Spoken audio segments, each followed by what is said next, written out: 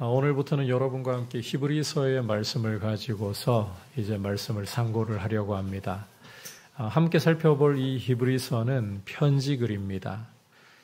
편지를 여러분께서 잘 이해를 하시려면 누가 이 편지를 썼는가, 기록자와 또 누가 이 편지를 받아보는가, 수신자, 그리고 이 편지가 어떤 배경으로 쓰여졌는가, 이런 점들을 염두에 두고 읽으실 때에 편지를 제대로 이해할 수가 있습니다. 히브리서 역시 성령의 감동으로 기록된 하나님의 말씀이지만 이 편지의 형식으로 기록이 되었어요. 특히 이 히브리서 같은 경우는 받아보는 독자들 또 그들이 처한 상황이 굉장히 중요한 편지입니다. 이 점을 염두에 두고 여러분이 말씀을 읽으셔야 한다는 거예요. 우선 우리가 이 히브리서를 살펴볼 때 누가 이 히브리서를 기록한 저자인가, 이 부분은 우리가 특정할 수가 없습니다. 히브리서를 여러분께서 읽어보시면 구약에 대한 풍성한 이해를 바탕으로 기록이 되었기 때문에 과거에는 사도 바울이 이 편지의 저자이다, 이런 생각이 우세했습니다. 하지만 요즘 학자들은 바울이라고 보는 사람들이 거의 없습니다. 예를 좀 들어보자면 이 인용하는 것에서 차이가 나요. 사도 바울의 경우는 구약 성경을 인용할 때 좀 명확합니다. 시편을 인용할 경우에 시편 둘째 편에 이런 식으로 명확합니다. 그런데 히브리서를 읽어보시면 성경 어디에서 일렀으되 이렇게 좀 모호합니다. 다윗의 글에 이르되 이렇게 좀 모호합니다. 그래서 이것은 사도 바울의 저작이 아니다.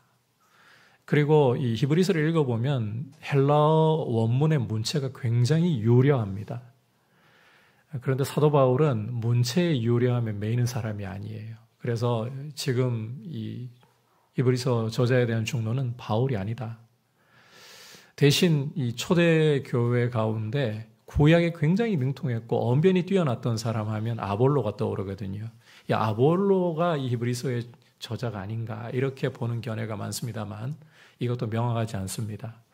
중요한 것은 이 저자가 누구인가 보다 이 히브리서를 받아보고 있는 독자들이 어떤 사람들이고 어떤 처지에 있는가 하는 점이에요. 우선 이 히브리서의 독자들은 제목에서부터 보여주듯이 히브리인들입니다. 예수 그리스도를 믿는 유대인 출신의 그리스도인들이라는 거예요. 그리고 이들은 지금 아주 심각한 위기에 처해 있는, 영적인 위기에 처해 있는 사람들입니다. 배교라는, 예수 그리스도를 믿는 데서 돌아서려는 배교라는 위험에 처해 있는 사람들입니다. 이 당시에 예수님을 믿는 사람들은 예수 믿는다는 단 한 가지 이유 때문에 박해를 당해야 했습니다.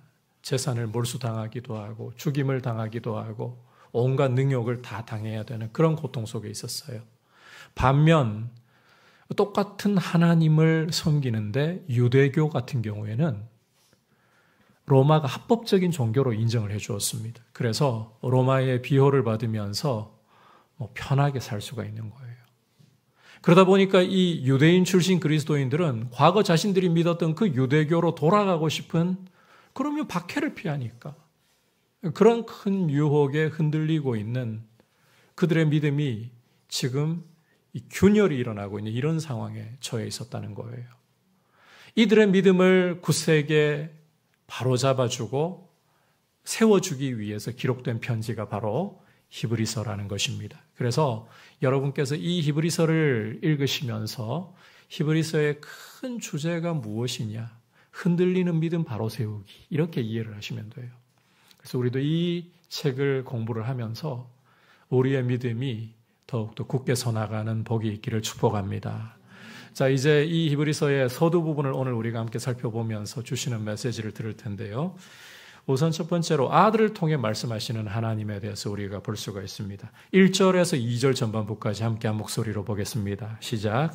옛적의 선지자들을 통하여 여러 부분과 여러 모양으로 우리 조상들에게 말씀하신 하나님이 이 모든 날 마지막에는 아들을 통하여 우리에게 말씀하셨으니. 자, 함께 읽은 말씀에서 성경 기자는, 이 히브리서 기자는 하나님이 옛적에 선지자들을 통해서 여러 부분과 여러 모양으로 말씀하셨다라고 묘사를 하고 있습니다. 자, 이 말씀에서 옛적에라는 표현은 구약 시대를 가리키고 있어요. 구약 시대에는 하나님께서 선지자들을 통해서 말씀하셨다. 여러 모양과 여러 부분으로 참 다양하게 말씀하셨다. 그래서 여러분께서 구약 성경을 보시면 이 창세기로부터 신명기에 이르는 소위 모세오경, 여호수아로부터 우리 성경 기준입니다. 역대하에 이르는 역사서, 그리고 욥기로부터 아가서에 이르는 시가서 혹은 지혜서라 불리기도 합니다. 그리고 마지막으로 이사야부터 해서 말라기까지 이르는 선지서, 이 참 다양한 모양으로 참 다양하게 하나님께서 선지자들을 통해 말씀하셨구나. 당장 발견을 할 수가 있습니다. 자, 이렇게 구약시대에는 선지자들을 통해서 하나님이 말씀하셨는데 이제 이어서 히브리서 기자는 강조하기를 이 모든 날 마지막에는 아들을 통해서 우리에게 말씀하셨다. 자, 이 모든 날 마지막에는 아들을 통해 우리에게 말씀하셨다라고 또 기록을 하고 있습니다. 자, 이 모든 날 마지막이라는 표현은 결론부터 말씀드리면 말세 혹은 종말이라는 뜻이에요. 이 모든 날 마지막이라는 표현은 말세 또는 종말을 가리킨다. 그러니까 하나님께서 말세에 이르러서는 아들을 통해서, 당신의 아들을 통해서 우리에게, 이제 히브리서를 받아보는 1차 수신자들뿐 아니라 이 신약시대 이후를 살아가는 우리에게 말씀을 하셨다는 거예요. 말씀하시는 하나님이라는 거죠. 그런데 아들을 통해서.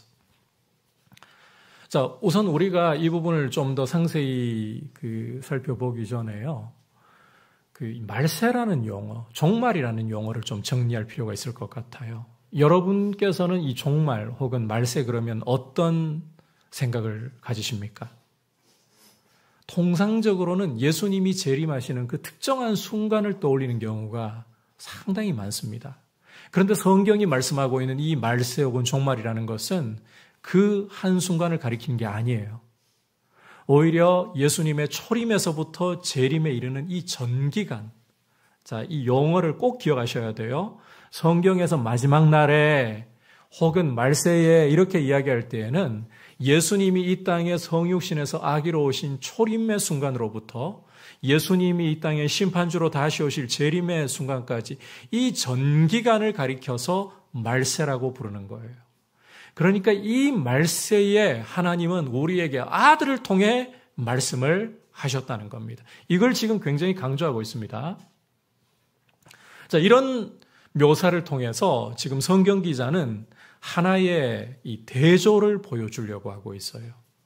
구약 시대에는 선지자들을 통해서 말씀하셨던 하나님이 이제 이 말세에 이르러서는 아들을 통해서 우리에게 말씀하셨다. 아들을 통해서 말씀하셨다는 것을 강조하려고 하고 있어요. 여러분, 똑같은 하나님의 말씀이지만 선지자들을 통해서 말씀하신 것과 아들을 통해서 말씀하신 것에는 굉장히 중요한 차이점이 있습니다. 차이점이 있어요. 물론 선지자들을 통해서 말씀하실 때에도 그 말씀은 동일하게 하나님 말씀이고 이 하나님의 말씀을 불순종하고 버렸을 때에는 엄중한 심판이 따랐다는 것을 우리가 기억해야 합니다. 우리가 이전에 사무엘상을 함께 공부하면서 사울을 살펴보았잖아요. 여러분, 이 사울이라는 사람은 왕이었음에도 불구하고 하나님의 말씀을 헌신짝처럼 던져버렸습니다. 그 결과 그는 하나님께 버림을 받았고 악한 영이 종종 그를 사로잡아 미치광이가 되었고 다윗을 잡아 죽이려는 이 일념하에 국력 낭비하다가 결국은 비참한 종말을 맞이하고 말았습니다. 구약의 선지자를 통해 주신 말씀이라도 하나님의 말씀으로서 엄연한 권위를 가지고 있다는 거예요. 여러분께서 열왕기상 13장을 읽어보시면 아주 특이한 이야기를 하나 소개를 하고 있는데 북이스라엘 초대 왕이었던 여로보암이 이 베델과 단이라는 곳에 제단을 쌓았습니다. 금송아지를 만들고 제단을 쌓았어요. 그런데 바로 그 제단을 그 중에 그 베델이라는 곳에 있는 제단을 쳐서 예언을 한 남쪽에서부터 온 하나님의 사람 이야기를 열왕기상 13장이 들려주고 있습니다. 하루는 북이스라엘 왕 여로보암이 자기가 쌓은 베델에 있는 제단에서 금송아지에게 분향을 하고 있었습니다. 그런데 남쪽으로부터 온 하나님의 사람이 이 왕이 지금 분향하고 있음에도 불구하고 그 제단을 쳐서 하나님의 말씀으로 예언을 하는 거예요.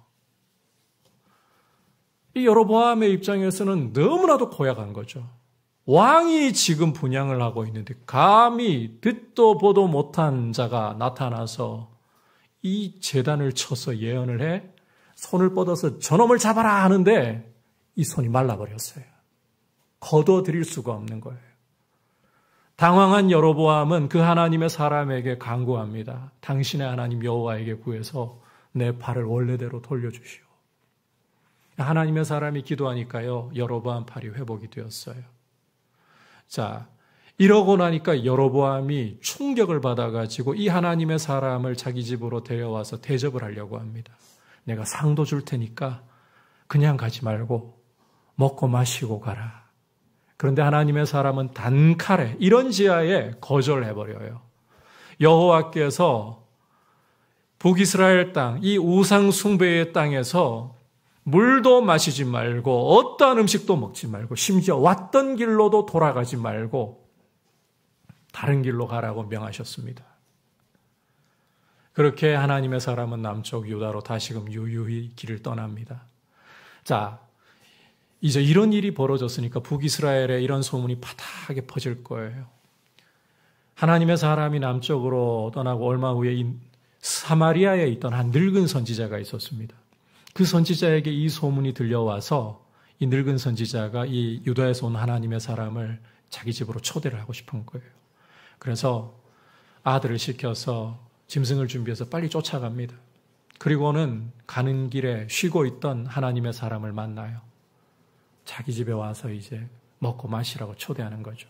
그런데 하나님의 사람은 거절합니다. 왜? 하나님이 북이스라엘 땅에서는 먹지도 마시지도 심지어 왔던 길로도 가지 말라고 하셨으니까. 그때 이 늙은 선지자가요, 사마리아 늙은 선지자가 거짓말로 천사가 나한테 하나님의 말씀을 전해주셨어. 당신을 집으로 영접해서 대접하라고 말씀을 주셨어. 이렇게 속이는 거예요. 지금까지 잘 왔던 유다 출신의 하나님의 사람이 이 순간 긴장을 풀어버리고 천사가 하나님의 말씀 전해주었다니까 이 늙은 선지자를 따라갑니다. 그리고는 집에서 먹고 마시는데, 자, 여기서 진짜 기이한 일이 일어나요. 늙은 선지자 거짓말로 이 하나님의 사람 초대했잖아요. 그런데 이 거짓말로 부른 이 늙은 선지자에게 진짜 하나님의 말씀이 임해버렸어요. 그리고는 따라와서 먹고 마시는 진짜 하나님의 사람에게 책망을 합니다. 네가 먹지도 마시지도 말라고 했던 곳에서 먹고 마시니 이제 집을 나와 길을 갈 때에 사자가 너를 찢어 죽이리라. 그리고 그 말씀대로 유다에서 온 하나님의 사람은 사자에게 찢겨 죽임을 당합니다. 참 특이한 이야기예요. 거짓말로 속인 이 늙은 선지자는 진짜 하나님 말씀이 임해가지고 책망을 하고 있고, 진짜 하나님의 말씀을 받아 전달했던 이 참 하나님의 사람은 사자에게 죽임을 당하고 있고, 도대체 이걸 어떻게 이해를 해야 될까? 그런데 여러분, 이 이야기의 핵심은 이거예요.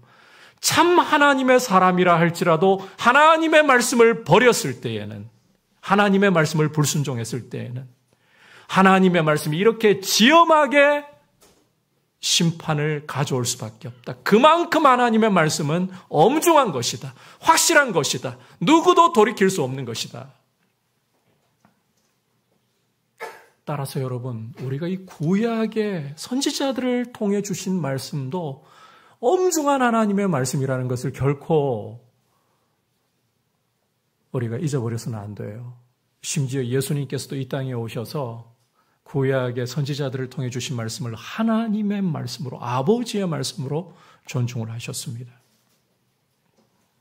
그런데 오늘 히브리서 기자는 아무리 엄중한 하나님의 말씀이고 아무리 하나님의 말씀으로서 확고하다 할지라도 선지자들을 통해 주신 말씀과 아들이 주신 말씀에는 차이가 있다는 걸 강조하고 있어요. 그 차이가 뭐냐?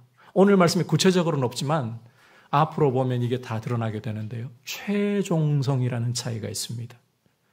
조금 더 이해를 돕기 위해 말씀을 드리자면 아들을 통해 말씀하셨다는 것은 최종 권위로 말씀했다. 최후 통첩으로 말씀했다. 이런 뜻이라는 거예요. 자, 이해를 돕기 위해 예수님이 사용하신 비유 하나를 좀 가져옵니다. 마태복음 21장과 마가복음 12장에 들고 있는 악한 농부들 비유예요.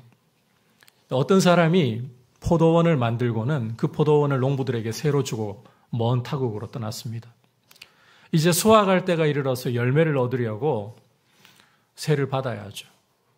주인이 종을 보냈어요. 그런데 이 농부들이 이 주인이 보낸 농부를 실컷 때리고 빈손으로 돌려보낸 겁니다. 그래서 주인은 또 다른 종을 보냅니다. 그런데 이번에 이 농부들은 이 종의 머리를 상하게, 고대의 머리를 상하게 했다는 것은 그야말로 모욕 그 자체이죠. 능욕을 하면서 보냈습니다. 주인이 또 다른 종을 보내요. 이번에는 종을 죽여버립니다. 반복해서 종을 보내는데 계속 이런 일이 벌어지는 거예요. 그러자 주인이 비장의 카드, 최후의 카드를 하나 꺼내듭니다. 이 농부들이 내 아들은 존대하겠지. 사랑하는 아들을 보내는 거예요. 그런데 이 농부들이 어떻게 하느냐? 아들을 죽이고 우리가 포도원 차지하자. 자, 주님이 이 비유를 말씀하신 것은요, 주님을 배쳐가는 유대인 지도자들에게 하신 말씀이에요. 자, 이 비유에서 주인이 보낸 종들, 오늘 말씀에서 선지자들이라고 보시면 되는 거예요. 선지자들. 그리고 주인이 아들을 보내잖아요. 그 아들이 누구이냐? 바로 예수 그리스도이신 거예요. 이렇게, 자, 종들을 통해 말씀하신 것, 선지자들을 통해 말씀하신 것과 아들을 통해서 말씀하신 것은 종의 말씀과 아들의 말씀. 그러니까 이 아들의 말씀은 아버지의 권위 그 자체, 더 이상의 확실한 말씀은 없다. 최종 권위이다. 최후 통첩이다. 이 말씀을 무시하고 이 말씀을 거역한다면 이제는 하나님의 불같은 심판을 피할 길이 없다라는 것을 히브리서 기자는 이 동일한 하나님의 말씀이지만 이런 차이점을 보이지 않게 드러내면서 강조하고 있는 것입니다. 여러분, 똑같은 하나님 말씀이지만 차이가 존재하는 거예요. 종들을 보내셔서 말씀하시는 것과 시기적으로도 그래요. 마지막 날에 종말의 아들을 통해서 말씀하셨다. 그렇다면 이 종말의 아들을 통해서 하시는 말씀은 반드시 들어야 하는 말씀이라는 거죠. 그리고 우리가 히브리서를 또 뒤에서 공부해 보면 알겠지만 이 종들, 선지자들을 통해 하시는 말씀은 예고편입니다. 쉽게 말하면 모형과 그림자. 그러면 실체가 누구냐? 바로 이 아들 예수 그리스도신 거예요. 구약의 모든 말씀은 이 아들이 오실 것을 선지자들을 통해 예고하는 말씀이었고, 신약의 예수 그리스도를 통해서 주시는 이 모든 말씀들은 이제 이 아들이 오셨다, 선지자들이 말한 모든 것을 이루었다, 이런 말씀이라는 거예요. 그런데 이런 실체를 두고 모형과 그림자로 돌아가겠느냐? 여러분께 한번 여쭤보고 싶어요. 너무 비싼 차 하면 현실감이 떨어지니까 국민 세단 중에 하나인 그랜저.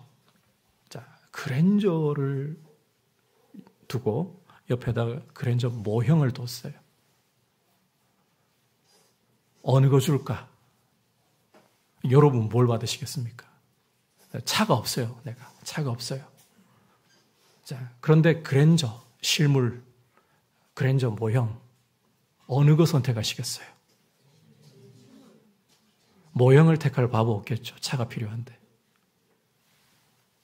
이런 차이라는 거예요. 아들을 통해 주신 말씀.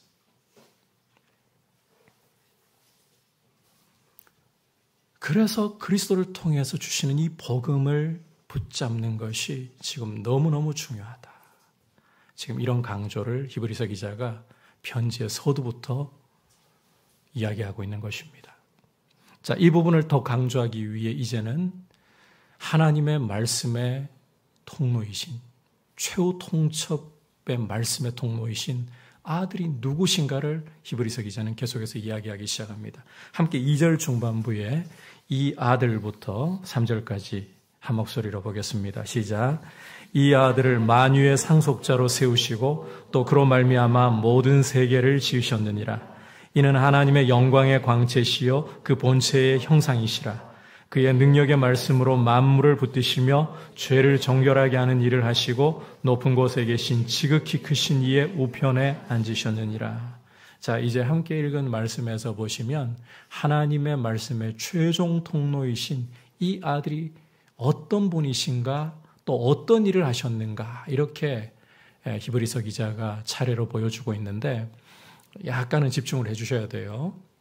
먼저 그리스도는 어떤 분이신가? 아들이신 그리스도는 어떤 분이신가? 첫 번째로는 만유의 상속자라고 묘사를 하고 있어요. 만유의 상속자. 이 장차올 세상을 다 소유하시는 주인, 왕이시라는 거예요. 이것도 히브리서가 흘러갈수록 공개됩니다만 장차올 흔들리지 않을 영광의 나라, 하나님의 나라. 그 나라를 하나님이 장차 이루실 것입니다. 더 이상 죄와 사망이 없는, 눈물과 고통이 없는, 저주가 없는 그 하나님의 나라를 여시고 하나님께서는 새 하늘과 새 땅을 이 땅 가운데 가져오실 거예요. 그 나라의 왕이자 주인이신 분이 바로 예수 그리스도이시다. 그리고 이 예수 그리스도는 두 번째로 만물의 창조주, 하나님이 이 아들 통해 모든 만물을 지으셨다. 모든 세계를 지으셨다. 만물의 창조주시라는 거예요. 뿐만 아니라 이 아들은 하나님의 영광의 광채이시고 그 본체의 형상이시다. 이걸 쉽게 이야기하자면 하나님을 그대로 보여주는 분이다. 여러분께서 요한복음 14장 보시면 빌립이 예수님에게 아버지를 좀 보여주십시오. 우리에게 아버지 좀 보여주세요. 하나님 아버지 보여주세요. 그때 예수님 뭐라 하셨습니까? 너희가 이토록 나와 함께 오래 있었는데 모르겠냐? 나를 본 자가, 예수님을 본 자가 곧 누구를 보았다? 아버지를 보았다고 하셨어요. 여러분 정리를 해보자면 예수 그리스도는 장차 올 영광의 나라 하나님 나라의 주인이시고 왕이시며 만유를 창조하신 하나님 그분 자신이시라는 거예요. 그분을 보면 하나님을 보는 것이에요. 이런 탁월하신 분이 예수 그리스도이시다. 자, 이어 히브리서 기자는 이제 이 탁월하신 그리스도께서 하신 탁월하신 일을 보여주고 있는데 먼저 예수 그리스도께서는 능력의 말씀으로 만물을 붙들고 계신다. 만물을 창조하실 뿐만 아니라 만물을 그 능력의 말씀으로 붙들고 계신다. 여러분 오늘 아침에 해가 떠오르고 이제 봄이 와서 이렇게 계절이 바뀌고 누구의 역사입니까? 그냥 돌아가는 거니까 그렇게 당연히 오는 것입니까? 아닙니다. 만물을 그리스도께서 능력의 말씀으로 붙들고 계시기 때문에 우리가 눈을 뜨고 호흡을 할 수 있고 이 하루를 살아갈 수 있는 것 그리스도께서 만물을 붙드시기 때문입니다. 그처럼 만물을 붙드시는 분이시다. 그런데 그분이 이제 두 번째로 탁월한 일 무엇이냐? 죄를 정결하게 하는 일을 하시고 하나님의 보좌 우편에 앉으셨다. 여러분, 만물을 창조하고 만물을 유지하시는 그 전능하신 하나님께서 자기를 낮추어 이 땅에 오셔서 우리 죄를 짊어지고 십자가에 죽으셔서 우리 죄를 도말하시는 그 놀라운 일을 하시고 이제는 부활승천하여 하나님 보좌 우편에 앉으셨다는 거예요. 이 보좌 우편에 앉으셨다는 말을 이해하는 게 참 중요한데 이것도 뒤에 가면 상세하게 히브리서 기자가 설명할 겁니다. 구약 시대의 제사장들이 하나님을 섬길 때 보면 성소에서 이 표현 잘 들으셔야 돼요. 계속해서 서서 섬겼습니다. 앉을 수가 없었습니다. 왜냐하면 구약시대에는 제사가 해마다 반복되고 끝나지 않았기 때문이에요. 죄 문제를 해결해야 되는데 구약시대에는 모형과 그림자라 그랬잖아요. 드리는 제물이 짐승, 불완전한 짐승. 게다가 그 제물을 드리는 제사장도 죄 때문에 죽을 수밖에 없는 사람. 그러니까 이게 죄가 안 씻겨져요. 의식적으로는 씻겨지지만 양심을 씻지를 못하는 거예요. 그러니까 이 제사는 해마다 반복되고 제사장들은 성소에서 서서 섬길 수밖에 없습니다. 일이 안 끝나니까, 제사가 안 끝나니까. 그런데 예수 그리스도는 자기의 몸을 흠없는 완전한 제물로 단번에 십자가에서 영원히 들이심으로 죄를 단번에 영원히 도말하셨고 이제 하나님 보좌 우편에 앉으셨습니다. 왜 앉으시는 겁니까? 죄를 위한 제사가 단번에 영원히 끝나버렸기 때문인 거예요. 그리스도의 피만으로 죄를 다 씻고 더 이상의 제사가 필요가 없다는 것입니다. 그리스도의 피만으로 충분하다는 것입니다. 이게 앉았다는 의미예요. 이런 놀라운 일을 하신 주님은 만물 위에 높으신 분. 빌립보서 2장에서 묘사하는 것처럼 모든 이름 위에 뛰어난 이름을 가지시고 모든 무릎이 그 앞에 꿇어야 하는, 모든 혀가 주라고 자백해야 하는 분으로 등극하셨습니다. 이게 그리스도께서 하신 탁월한 일이라는 거예요. 여러분 좀 정리를 해보자면 예수 그리스도는 만유를 창조하신, 그리고 장차올 하나님 나라의 왕이신 분이시고 그분은 만물을 붙들고 계실 뿐만 아니라 그렇게 높으신 분이 우리를 위하여 한없이 낮아지셔서 십자가로 우리 죄를 대속하시고 완성하셔서 이제는 가장 높으신 하나님 보좌 우편에 영광으로 앉아 계신다. 이게 예수 그리스도에 대한 묘사입니다. 탁월하신 그리스도시라는 거예요. 이 탁월하신 그리스도께서 말씀하신다. 하나님이 이 아들을 통해 말씀하신다. 그러면 어떻게 해야 될까요? 들어야 하는 것입니다. 여러분, 이 히브리서를 받아보는 1차 독자들 어떤 사람이라고 했습니까? 유대인 출신의 그리스도인들. 그런데 이들은 지금 예수를 믿는 것 때문에 박해를 당하고 있다 했잖아요. 조롱받고 능욕을 당하고 때로는 재산을 빼앗기기도 하고 목숨의 위협을 받아야 하는 박해의 상황 속에 있었어요. 예수님을 믿는다는 단 한 가지 이유 때문에.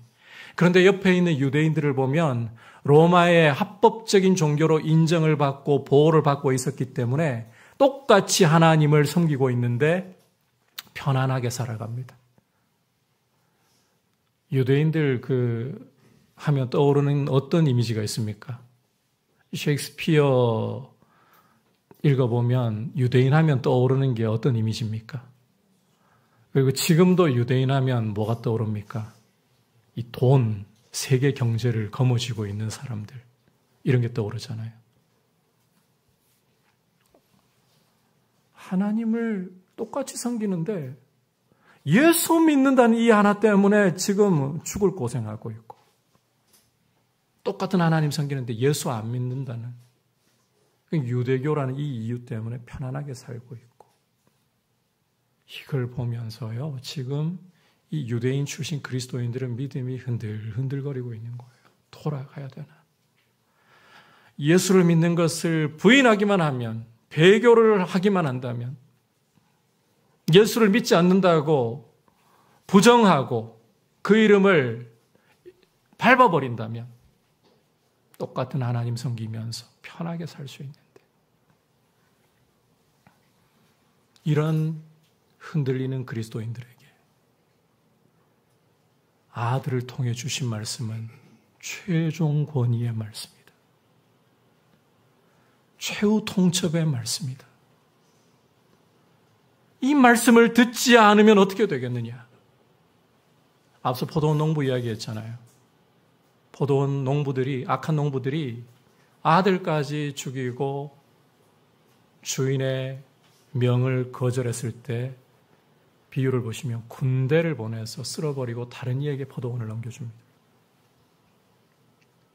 예수 그리스도를 통해서 주시는 이 복음의 말씀을 거절하고 예수 그리스도를 던져버린다면 하나님을 적으로 돌리는 무서운 일이라는 거예요.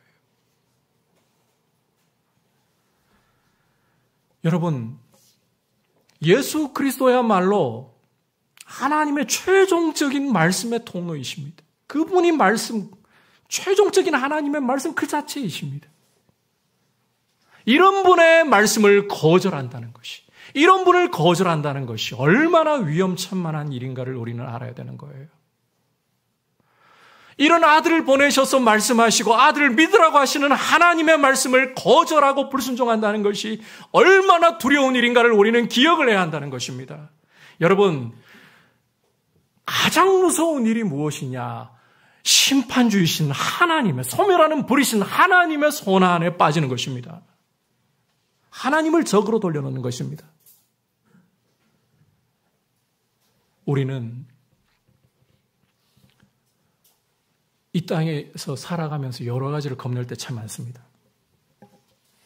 돈이 없어서 겁이 납니다. 이 참 큰 문제이죠. 먹고 살아야 되니까.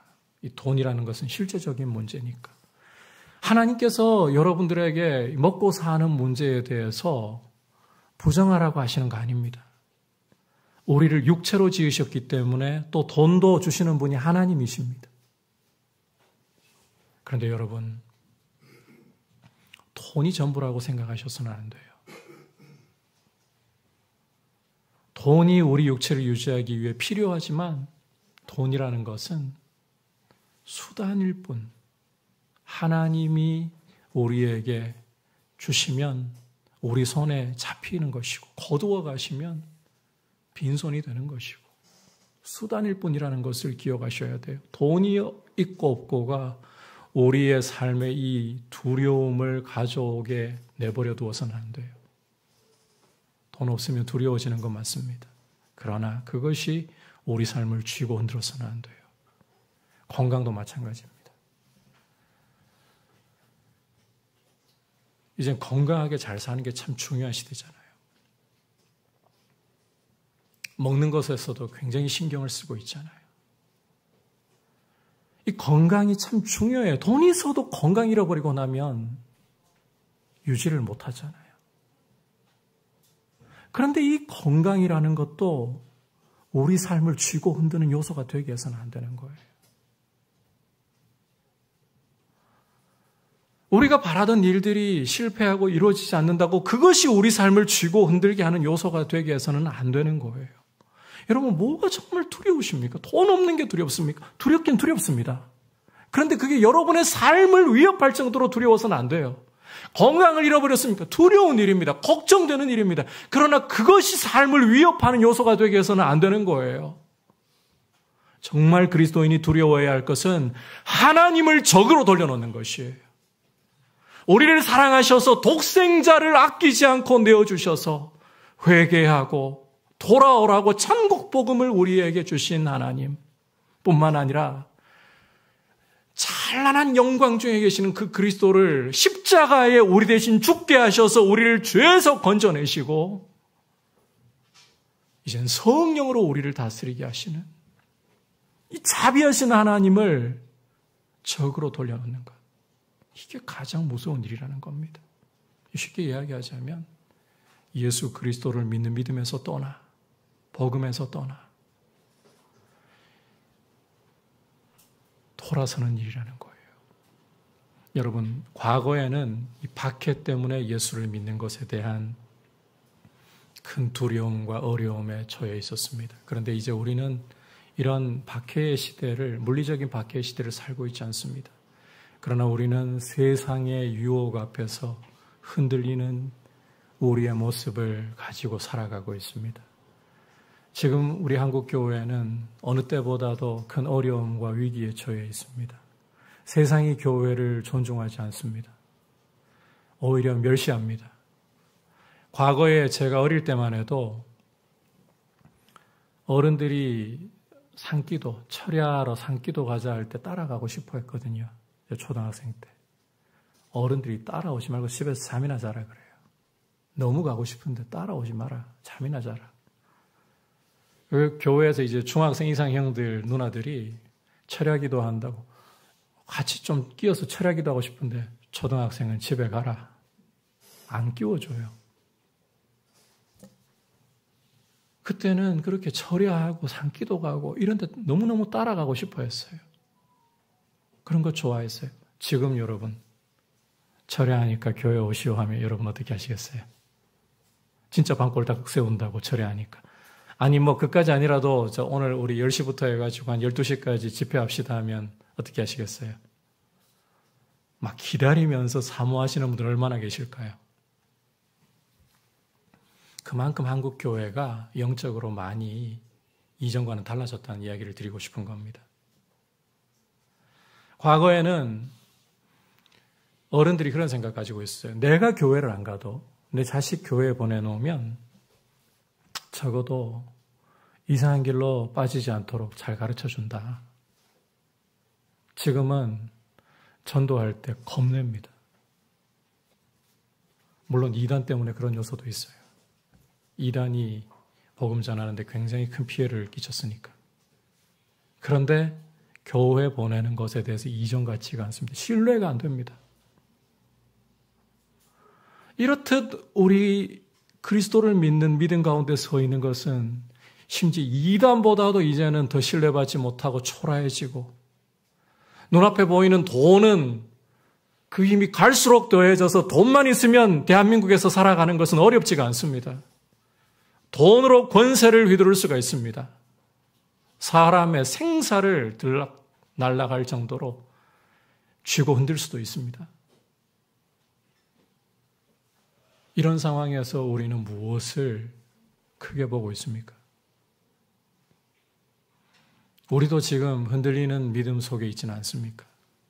예수 그리스도의 복음이야말로 장차올 하나님의 나라야말로 영원한 나라이고 진동하지 않을 나라이고 이것만이 진정한 우리가 붙잡아야 할 가치라는 것을 정말 믿고 있느냐는 거예요.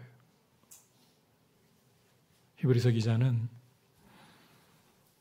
이 당시에 흔들리는 그리스도인들에게 말씀하고 있지만 오늘 우리에게도 동일하게 말씀하고 있습니다. 흔들리는 믿음을 다시 한번 돌아보라. 탁월하신 그리스도를 바라보고 그분이 하신 일을 바라보면서 그분의 말씀이야말로 최종적인 말씀이므로 그 말씀에 순종하라. 오늘 우리에게 도전을 하고 있는 것입니다. 여러분, 복음에 귀를 기울여야 합니다. 우리의 믿음이 다들 신앙생활 대충 해도 천국은 따놓은 당상이라 하고 다들 그렇게 살아가고 있는데요. 그런 마음이 아니라 복음 앞에 다시 돌아와 그리스도의 말씀보다 더 엄중한 말씀은 없습니다. 이 말씀대로 순종하기를 원합니다. 이러한 태도로 여러분 그리스도의 말씀을 알아가기를 원하고 말씀을 굳게 붙들고 세상의 어떠한 것보다 그리스도가 가장 존귀하고 세상의 어떠한 보화보다 진동하지 않는 하나님 나라를 기업으로 받는 것이 값진 것입니다. 이 가치관을 우리 안에 세우고 믿음 가운데 새롭게 설 수 있기를 주님의 이름으로 축복합니다. 여러분 히브리서의 서두를 통해서 그리스도의 말씀이 어떠한 것인가 우리가 생각을 해보았습니다. 말세에 하나님께서는 아들을 통해 우리에게 말씀하셨습니다. 최종적인 말씀이라는 겁니다. 복음이야말로 하나님의 최종적인 권위를 가진 말씀이고 이 말씀을 불순종하는 것은 두려운 일이라는 말입니다. 두 번째로 예수 그리스도께서는 만물을 창조하고 유지하시는 창조주 하나님. 그리고 만물을 유지하시는 그분이 자기를 낮추어 우리를 죄에서 정결케 하는 일을 하시고 영광의 보좌 우편에 앉으셨다. 이런 탁월하신 분이 말씀하신다면 그 말씀 앞에 우리는 순종해야 한다는 것이 히브리서의 메시지입니다. 이 사실 기억하고 복음으로 다시 한번 굳세게 서서 흔들리는 믿음, 세상의 유혹 앞에 요동하는 믿음을 굳세게 세울 수 있는 우리의 모습 되기를 축복합니다.